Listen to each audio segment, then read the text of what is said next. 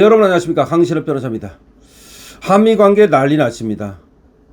통상관계만 난리가 난 게 아닙니다.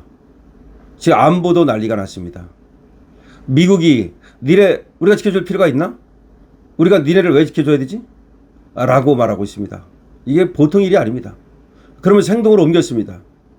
지금 한미연합훈련을 갖다가 대폭 축소한다는 겁니다. 반으로 축소한다는 겁니다. 원래 이제 방어훈련을 하고 그리고 또 반격훈련을 하거든요. 그런데 반격훈련을 아예 빼버린다는 겁니다. 브런슨 연합사령관이 말이죠, 안규백을 찾아서 그냥 일방적으로 통보를 해버렸습니다. 그리고 사실상 트럼프가 지시를 한 거 아닙니까? 우리가 왜 돈을 써야 되지? 이런 얘기입니다. 우리는 차라리 김정은하고 친하게 지낼래.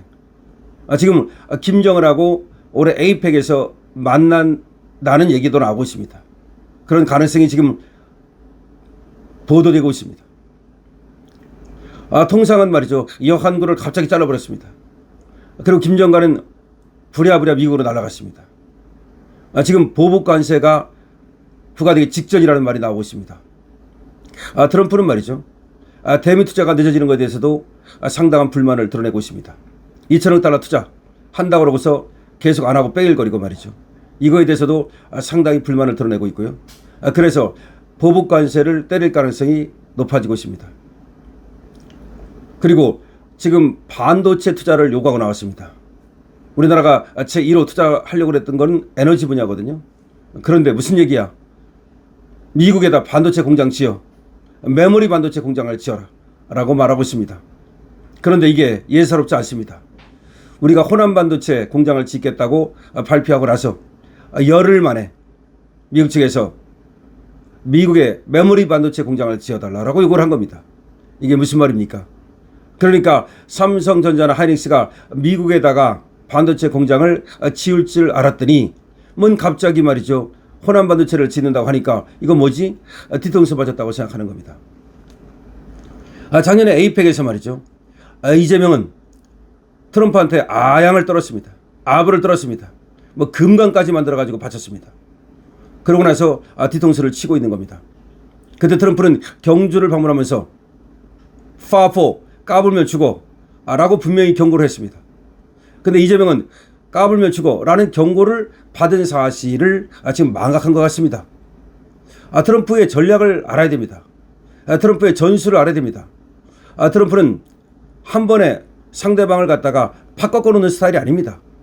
야금야금 들어가는 스타일입니다. 트럼프를 모르는 사람들은 트럼프가 덩치가 크고 말이 좀 화려하고 좀 뻥이 크고 그러다 보니까 야, 트럼프는 뻥쟁이야 그렇게 생각할지 모르지만, 그러나 트럼프를 뻥쟁이라고 하는 언론 봤습니까? 아닙니다. 무서운 사람이에요. 마두를 뽑을 때 보십시오. 마두를 뽑아낼 때 뭐 갑자기 그냥 마두를 뽑아낸 겁니까? 아닙니다. 무려 6개월 동안 델타 포스가 똑같은 상황을 만들어 놓고 마두를 뽑아내는, 체포하는 연습을 했다는 겁니다. 그러면서도 트럼프는 겉으로는 말이죠, 마두를 달래는 척, 그리고 베네수엘라를 침공할 의향이 없는 척 했습니다. 트럼프가 어떻게 했습니까? 바로 베네수엘라 앞바다에 항공모함을 띄워놓고도 몇 개월 동안 공격을 하지 않았습니다. 그냥 지나가는 배만 잡았을 뿐입니다.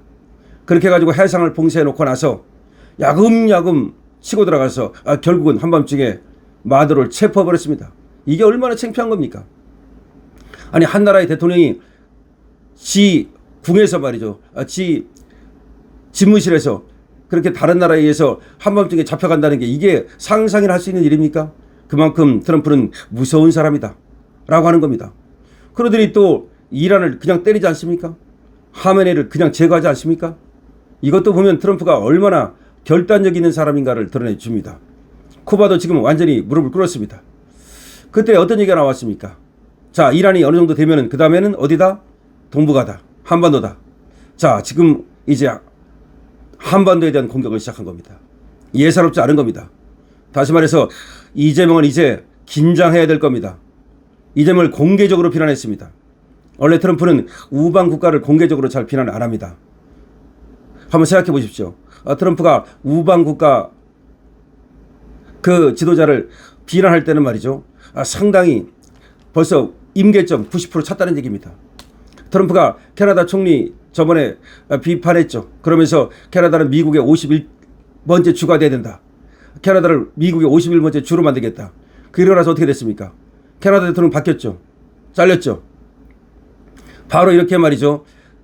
트럼프가 우방국가 지도자를 비난할 때는 갈 때까지 갔다는 겁니다. 끝장났다는 겁니다. 그 관계가 파탄났다는 겁니다. 이재명과 관계가 파탄났다는 겁니다. 아주 공개적으로 말했습니다. 그리고 비난하고 비난조가 셌습니다. 트럼프가 그것을 공개했습니다. 이재명과의 통화 사실을 공개한 겁니다. 자, 그리고 그 어조가 말이죠. 상당히 셌습니다. 이렇게 말했습니다. 이란에 협조해달라라고 했더니 그들이 노 땡큐라고 말하더라. 그래서 내가 말했다. 그러면 내가 왜 한국을 지켜줘야 되지? 라고 물었다. 이렇게 그대로 아주 적나라하게 얘기를 한 겁니다. 자, 이 정도 되면 말이죠. 사실상 트럼프와 이재명의 관계는 깨졌다고 봐야 됩니다.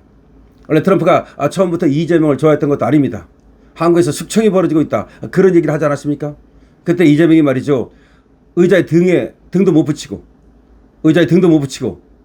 해명하기 바빴죠. 그리고 트럼프는 그때 배웅도 하지 않았죠. 접견도 하지 않았습니다. 이재명이 갔을 때 말이죠. 누가 나와서 접견을 했습니까? 공항에 누가 나왔습니까? 그야말로 홀대 중에 홀대를 받았죠. 그리고 백악관에 들어가서도 백악관 입구에서 트럼프가 기다려주지도 않았습니다. 그리고 나올 때도 트럼프가 배웅도 하지 않았습니다. 그렇게 홀대를 받은 대통령은 없을 겁니다, 아마. 그때 폴란드 대통령과 완전히 비교가 됐죠. 자, 그런데 그나마 트럼프가 조금 또 봐줬죠. 그리고 에이펙에 와가지고는 말이죠. 또 어느 정도 괜찮은 척 했습니다.